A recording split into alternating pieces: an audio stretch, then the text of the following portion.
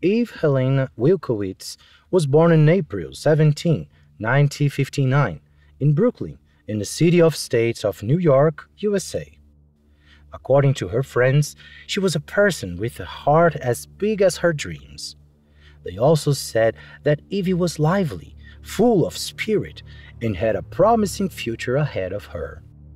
Irene Wilkowitz, Eve's younger and only sister, described her as outgoing with many friends, a lover of horses, passionate about music, and fond of reading, writing, and drawing. She also cherished being an older sister and teaching everything she knew to Irene. Evie was born into a Jewish family. She loved preparing homemades and ancestral recipes, was a fan of comedy films, and considered the Beatles one of her favorite bands. In 1977, Eve's mother passed away due to cancer, leaving behind Evie, her sister, and their father. This loss deeply affected Evie. Her mother had been a central, cheerful figure in their home. Not long after her mother's death, Evie decided to move out and settle in Bayshore, Suffolk County, also in New York. In Bayshore, Evie began living with a friend named Robert Grogan, sharing a home for about 2 years. During this time, in 1980, Evie confided in Robert that some man had followed her after disembarking from the train. She said that on another day, this same man followed her again, and one approached her asking her out. She declined. On a different occasion, while returning home around 2 a.m., another man trailed her for 10 minutes up to her residence. As investigations later revealed, one of these men would frequently approach her when he had a chance, asking her out, even though she always refused. At that time, Eve worked as a secretary for a popular publishing house in Manhattan and often had to commute by train. 6 weeks earlier, she had started dating a young writer named Jack Dempsey, who also worked at the same publisher. He was new to the publishing house and looking for opportunities to advance in his career. It is said that Eve and Jack were very much in love and had many shared interests. Despite still grappling with her mother's loss, Eve decided to pursue the relationship with Jack, feeling deep down it might be therapeutic. Things began progressing for the couple, and they were both incredibly happy. In a subsequent statement, Jack mentioned that Evie felt safer when he accompanied her to the train station. He often expressed concern about her commuting alone, but she would reassure him, saying she knew everyone in that area.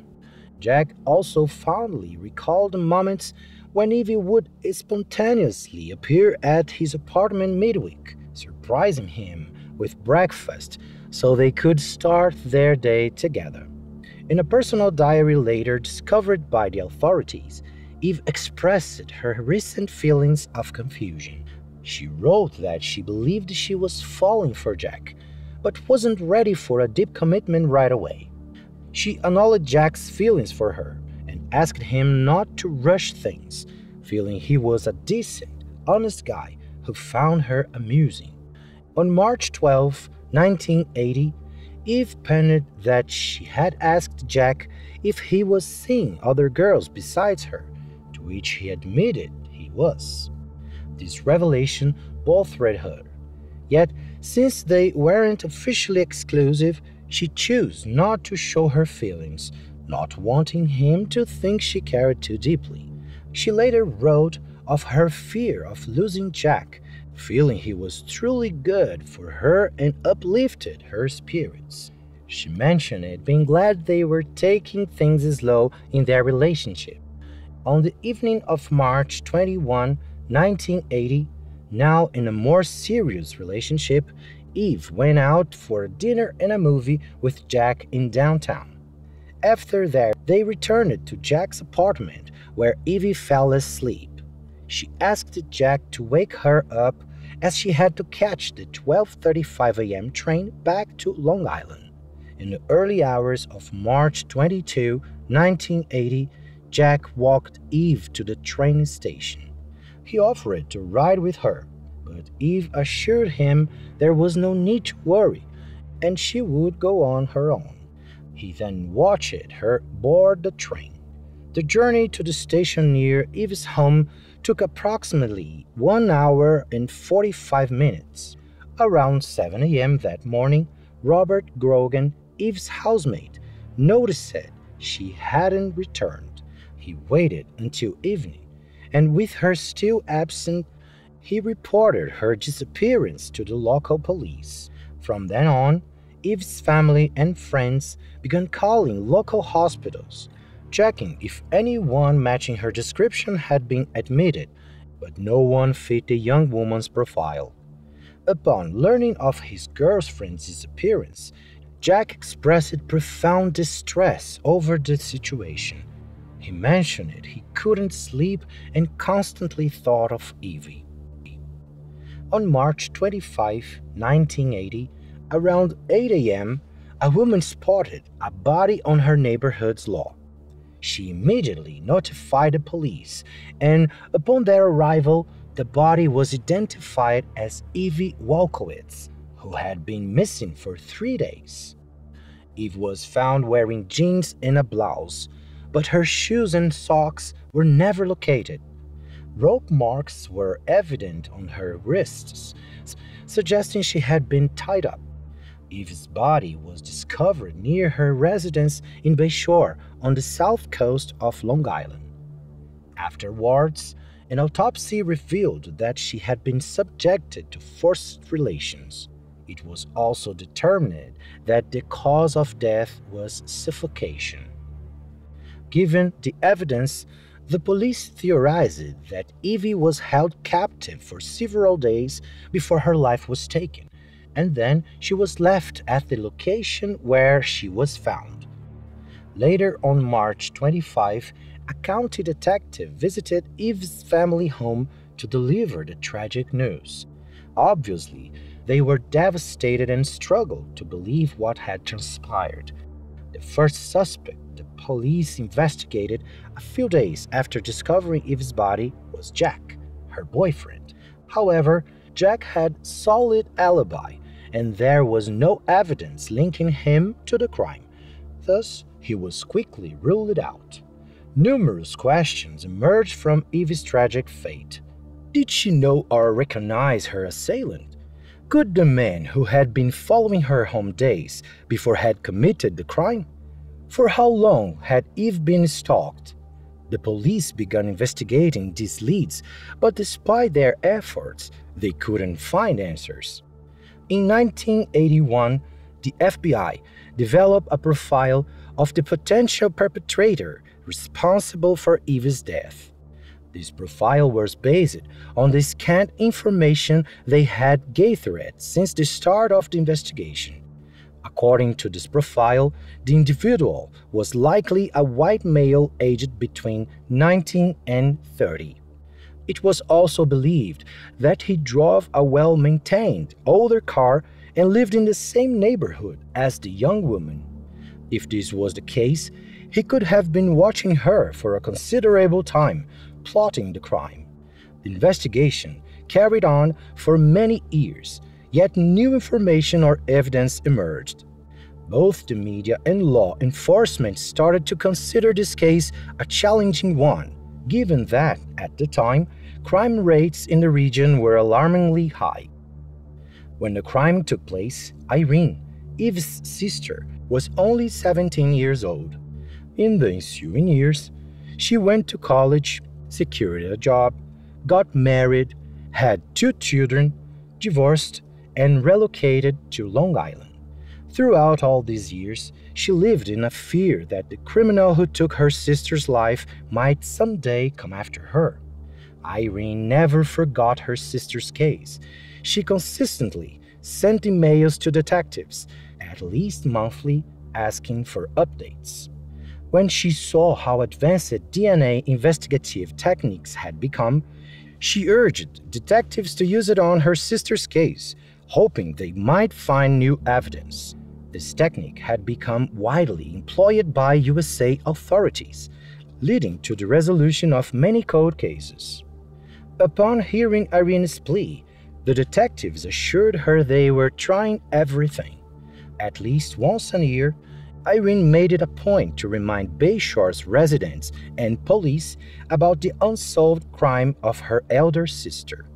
As I mentioned earlier, Eve was Irene's only sibling, and after their father passed away in 2010, Irene became the last remaining family voice for Evie.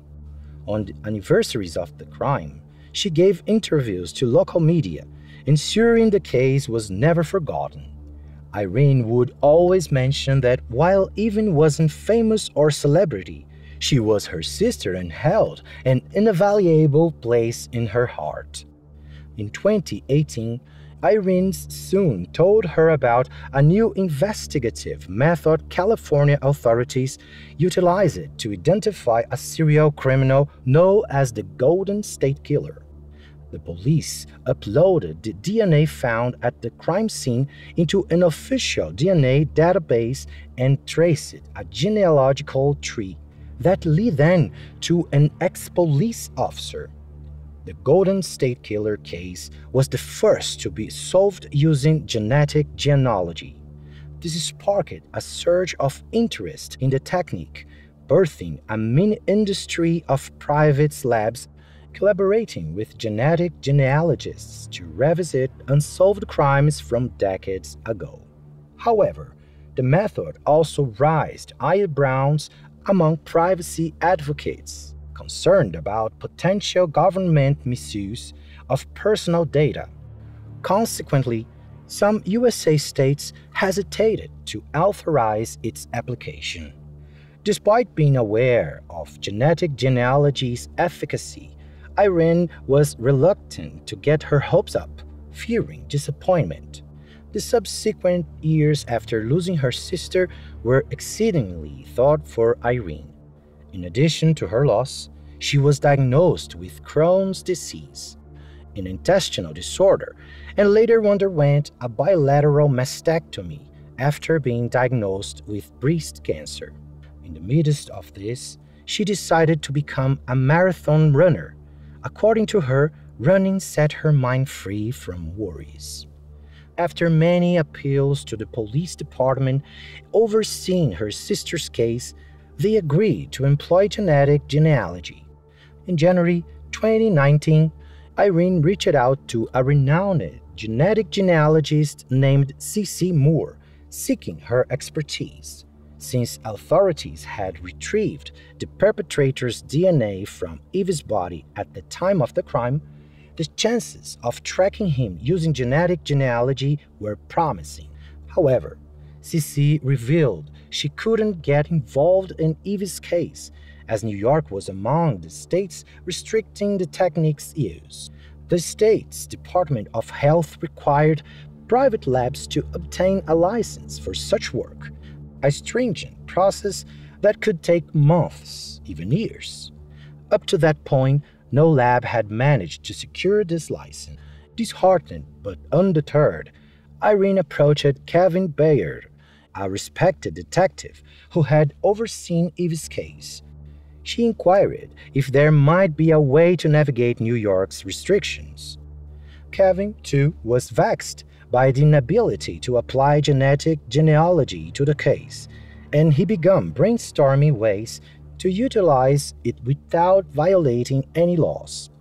It was in December of 2019 that Kevin, along with Suffolk County authorities, found a solution.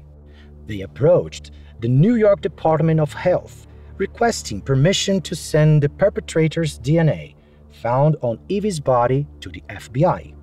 The FBI had previously assisted Suffolk County authorities with initial investigations back in 1980. As a federal entity, they were not bound by New York state laws. The New York Department of Health and FBI agreed to Suffolk County's proposal. In July of 2021, An FBI agent specializing in genetic genealogy informed New York detectives that he had identified a distant relative of the unknown criminal. The last name was Rice. Equipped with this information, the detectives zeroed in on a man named Herbert Rice. The FBI agent explained that he had input the crime scene DNA sample into genealogy websites. This led him to identify a family member with DNA matching the perpetrators. From there, the previously shelved case was reopened, uncovering the first solid lead 40 years post-crime. This discovery operation was conducted under wraps, ensuring no interference with the ongoing investigation. The detectives could not locate Herbert Rice, but did find a man believed to be his son. The detectives approached this man, explaining their mission, and requested his DNA sample. The man confirmed he was Herbert's offspring, but shared that his father had left when he was a child, so he never truly bonded with him. He consented to providing a DNA sample. When analyzed, it matched the DNA from the 1980 crime scene. This cemented Robert Rice's role in the 1980 crime against Eve Welkowitz. Further investigation revealed that Herbert had passed away due to cancer in 1991. Besides the son whom detectives had spoken to, Herbert had another child. In the initial 1980s investigations, where dozens of streets were scoured and hundreds interviewed, Herbert never emerged as a suspect. He had a minor arrest record. However, since his past crimes were deemed non-violent, there was no requirement for DNA sample, which could have accelerated the case's resolution back then. Upon confirming Herbert Rice's identity, detectives reached out to his ex-wife for further details. She recalled that around the time of the crime, she had thrown Herbert out. He went on to stay with his mother, residing a mere 4 houses away from where Eve's body was discovered. His mother had been interviewed back then, reporting nothing amiss during that period. Herbert's son conveyed his deep shame over his father's actions and extended apologies to the Wilkowitz family. Following that, detectives secured a court order to exhume Herbert's remains for another DNA test. They wanted definitive proof of his guilty and to conclusively close the case. The results were positive, reaffirming Robert Rice guilty. For the detectives, Herbert's motivation was seemingly opportunity-driven. There was no evidence suggesting he knew Eve. However, having recently moved close to where she lived, he might have encountered her on some occasion. It's possible that he was one of the men who trailed Eve on one of those nights when she journeyed home alone from work. From there, he might have begun plotting, observing her routines. On the day of the crime, Eve returned home later than usual due to her outing with Jack. Somehow, Herbert was aware that the young woman hadn't yet made it home and likely waited near her drop-off point to confront her. The exact location where Herbert held Eve captive during her days of disappearance remains a mystery. However, it's speculated he kept her at his mother's home, given that he later discarded Eve's body in a backyard just a few meters from his mother's residence. It wouldn't make sense for him to take Eve to a distant hideout and then return to dump her body so close to where he was living.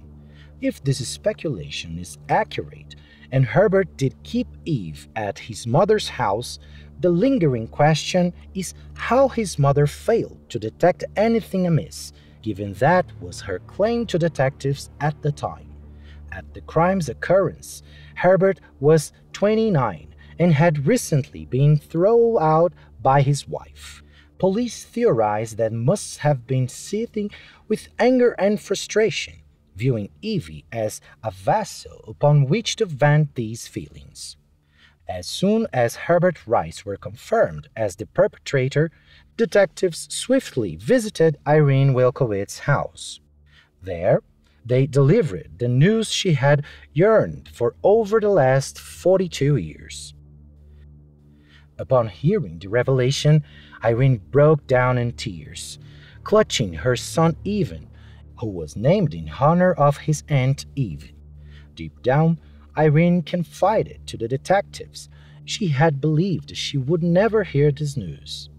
Later, in a statement to the press, Irene expressed that for 42 years, learning of her sister's case resolution was her heart's deepest desire. She conveyed that her sole life's ambition was motherhood.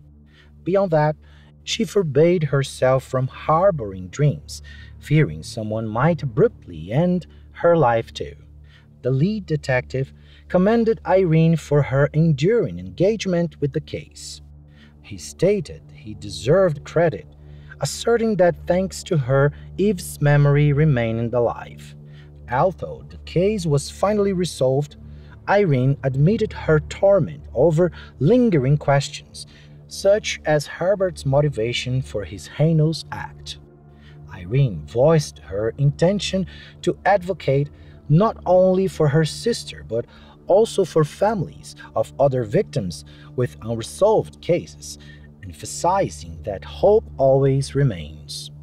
During a press conference, the case's prosecutor, Raymond Tierney, heralded it as a testament to persistence and determination. He remarked that such investigations are never straightforward, but tireless efforts and collaborations brought closure. Upon viewing the perpetrator photograph, Irene shared it was her first time seeing him.